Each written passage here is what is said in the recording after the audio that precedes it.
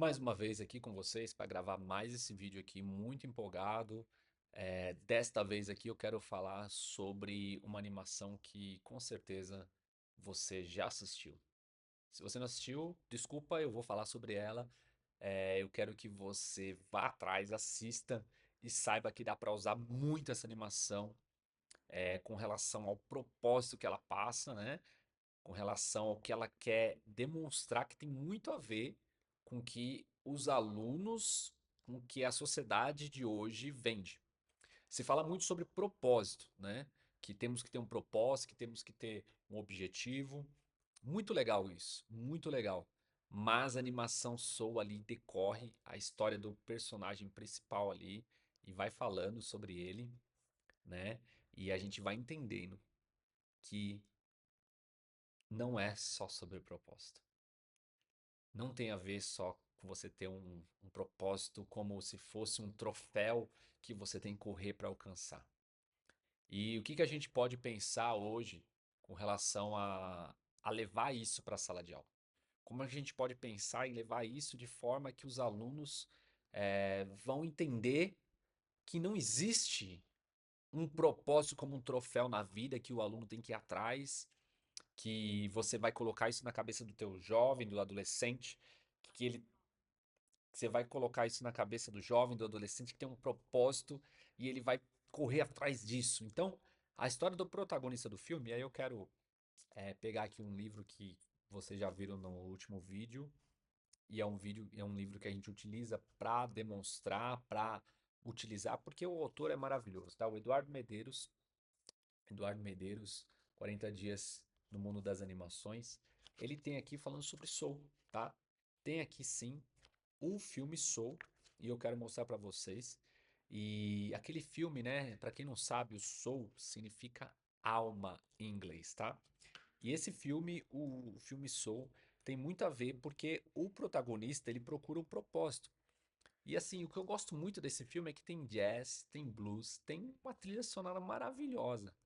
E ele é um professor ali de música, né? E ele busca ali com seu piano, né? Ele vai buscando o propósito da vida dele, que é tocar ali junto no na maior banda ali, no festival da noite, ele se tornar um músico ali realmente relevante. E a pergunta que fica no filme, né? Bem assim, eu vou dar spoiler aqui. Eu espero que você tenha assistido, né? A pergunta que fica no filme é se o Joe Gardner, que é o professor de música, né? E ele sempre teve o sonho de se tornar um músico de jazz. Olha só que isso. Mas acabou deixando esse sonho de lado para trabalhar em outros projetos. Sua grande oportunidade finalmente chega quando a renomada musicista Dorothea Williams. E é interessante entender que teve várias renomadas divas do jazz. E o filme não deixa de utilizar essa referência de divas do jazz. Eu poderia citar várias aqui, mas eu vou esquecer o nome, vou citar de um nome diferente, né? Mas se você digitar aí no YouTube Divas do Jazz, você vai ver que maravilhoso é essas lendas do jazz, essas mulheres que muitas delas assim arrastaram gerações do jazz, tem até algumas cristãs. Então, voltando aqui, Joy Gardner, ele quer ser um grande músico, tocar ao lado dela. Mas, de repente, chega a morte, né? De repente, a morte surpreende o nosso protagonista ali, né? E aí, onde é que fica o propósito dele? Onde é que fica o chamado? Será que ele cumpriu com o chamado dele? Então, o que que a gente pode trazer isso para uma sala de aula? O que que a gente pode trazer essa temática para uma sala de aula? E eu vou ler o que meu amigo aqui, Eduardo Medeiros, coloca no livro dele, né? A gente poderia trazer para vários outros versículos, né? Para vários outros, mas eu quero ler o que ele coloca aqui, porque a gente pode utilizar isso tanto na matemática de aula, trazer essa questão do propósito. E eu tenho certeza que tem escolas aí que são muito focadas em empreendedorismo, são muito focadas em a criança ou adolescente conseguir cumprir com o seu propósito. O pai é alto nível, o pai é performance assim atrás de performance, ele entrega muito, ele é um grande empresário, um grande empreendedor. Eu sei que tem escolas assim. E tem escolas que não tem tudo isso, né? Mas onde é que está Deus nisso? Onde é que está o equilíbrio? Onde é que está Deus nisso? E aqui está, ó, Eclesiastes 3:12. Descobri, vou pôr o livro aqui na frente, aqui, ó. Descobri que não há nada melhor para o homem do que ser feliz e praticar o bem enquanto vive. É muito interessante isso, porque Joe Gardner, ele achava que ele não estava praticando o bem enquanto ele viveu ali. Ele achava que dar aula para crianças, enquanto ele viveu, de música, era algo pequeno. O grande mesmo era se tornar um jazzista. O grande mesmo era tocar ali do lado da diva do jazz. Mas quando ele morre, e aí é bem legal, né? A gente pode falar sobre corpo, sobre alma, sobre espírito, porque esse filme ele mostra que Joey tinha uma alma, né? E ele vai ali para um lugar onde ele é encontrado com as outras alminhas. E olha só como dá pra gente criar todo um contexto ali bíblico sobre isso, sobre esse filme, fala sobre alma, fala sobre propósito, né? Falar que existe sim uma alma, que existe sim uma origem e existe sim um chamado para cada um de nós. O Salmo 139 fala, né, que Deus nos teceu no ventre da nossa mãe. E aí você pode imaginar Deus nos tecendo assim, ó, o DNA nascendo assim, né? Então, assim, para cada um de nós existe um chamado. E você ressaltar isso no teu aluno, você ressaltar isso no teu adolescente, no teu jovem, que ele tem um chamado, que ele foi chamado para algo que antes de ele nascer, antes de ele ir pro ventre, ele já tinha um propósito, isso é muito forte. Você dizer que existe uma alma, e você dizer que não é o que muitas vezes a gente quer, não. Você dizer que Deus vai caminhando a gente no longo da nossa vida, e sem a gente saber, a gente cumpre um propósito, né? Um chamado, né? Então aqui ele morre. E aí esse filme que ganhou melhor animação de canção original. Foi um dos prêmios que ele ganhou. Curiosidades, né? Ele ganhou esse prêmio. Ele descobre que ele morreu. E aí? Acabou será o propósito dele?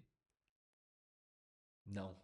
Aquilo que era pequeno para ele, que era dar aula para crianças de música, quando ele voltou para a Terra como uma segunda chance, né? Então tem toda uma ficção aí, tem a ver com alma, tem a ver com retorno, com uma segunda chance, talvez foi um sonho, assiste lá, né?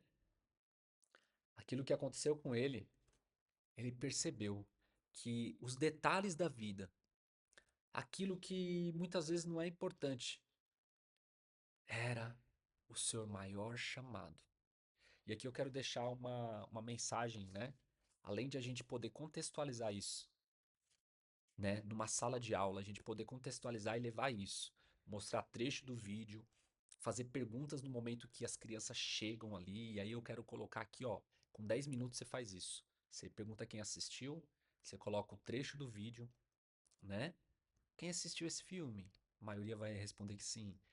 Que foi o protagonista? Quem foi o herói desse filme? Que ele fez? Eles vão responder assim: que ele estava tentando fazer? E aí você vai conectando, conectando. Isso pode ser até com adolescente. Qual é o teu propósito de vida? O que você quer ser quando crescer? E muitas vezes aquilo que a gente não dá atenção é o nosso maior chamado para Deus. E aí é onde eu quero finalizar, né?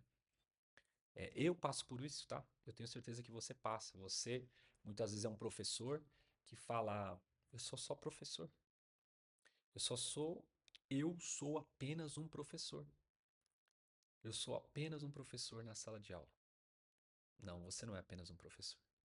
Você tem o maior chamado da última geração, que é educar, que é conectar e colocar uma sementinha dos princípios de Deus, da grande história de Deus da criação no coração dos pequenos, dos adolescentes e dos jovens. Esse é seu maior chamado. O Joey percebeu que nas coisas simples, no cair da folha, no pôr do sol, ele percebeu que ali eram as coisas simples da vida que encantavam ele. Ele lembrou quando ele dava aula de música para as crianças. E aquele dia, aquela noite que ele tocou lá, e parece que foi a melhor coisa da vida dele tocar do lado daquela diva do jazz, foi algo simples que passou. Foi um momento. Mas a rotina a rotina da vida, que muitas vezes a gente despreza, a gente está cumprindo o nosso maior chamado. Você que é pai, você que é mãe, muitas vezes teu maior chamado é apenas ser uma boa dona de casa, servindo seu marido. O seu maior chamado, muitas vezes, ser um pai que levanta todos os dias e leva o pão de cada dia. E você tem maior cuidado em educar sua família para Cristo, tem maior cuidado de todos irem para a igreja, e você não precisa ser um grande executivo, um grande empreendedor. Quero que finalize com essa mensagem. Então, eu falei aqui algumas coisas sobre sala de aula, como contextualizar uma bela história. E essa mensagem final, quero que toque no seu coração, porque tocou no meu. Até eu lembrando desse filme aqui me emociona porque muitas vezes a gente busca o grande e o extraordinário.